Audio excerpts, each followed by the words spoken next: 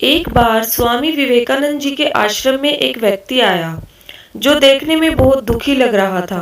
वह व्यक्ति आते ही स्वामी जी के चरणों में गिर पड़ा और बोला, महाराज, मैं अपने जीवन से बहुत दुखी हूँ।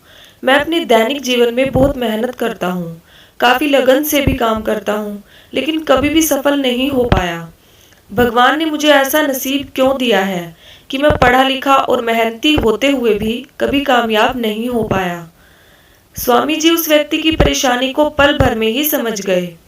उन दिनों स्वामी जी के पास एक छोटा सा पालतू कुत्ता था।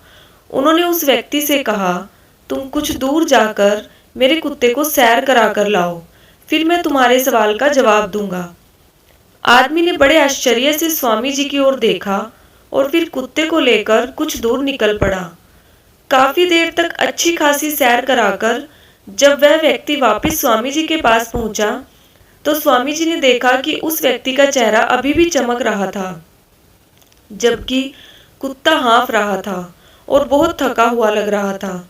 स्वामी जी ने व्यक्ति से कहा कि यह कुत्ता इतना ज्यादा कैसे थक गया, जबकि तुम तो अभी भी साफ सुथरे और बिना थके दिख रहे हो।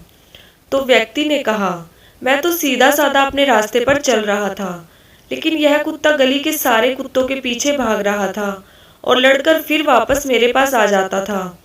हम दोनों ने एक समान रास्ता तय किया है, लेकिन फिर भी इस कुत्ते ने मेरे से कहीं ज्यादा दौड़ लगाई है, इसलिए यह थक गया है। स्वामी जी ने मुस्कुराकर कहा, यही तुम्हारे सभी प्रश्नों का जवाब है।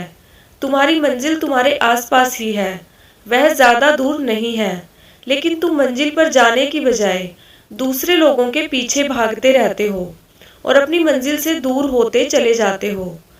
मित्रों, यही बात लगभग हम सभी पर लागू होती है। प्रायः अधिकांश लोग हमेशा दूसरों की गलतियों की निंदा चर्चा करने, दूसरों की सफलता से ईर्ष्या द्वेष करने और अपने अल्प ज्ञान को बढ़ाने का प्रयास करने की बजाय अहंकारग्रस्त होकर दूसरों पर रोब झाड़ने में ही रह जाते हैं।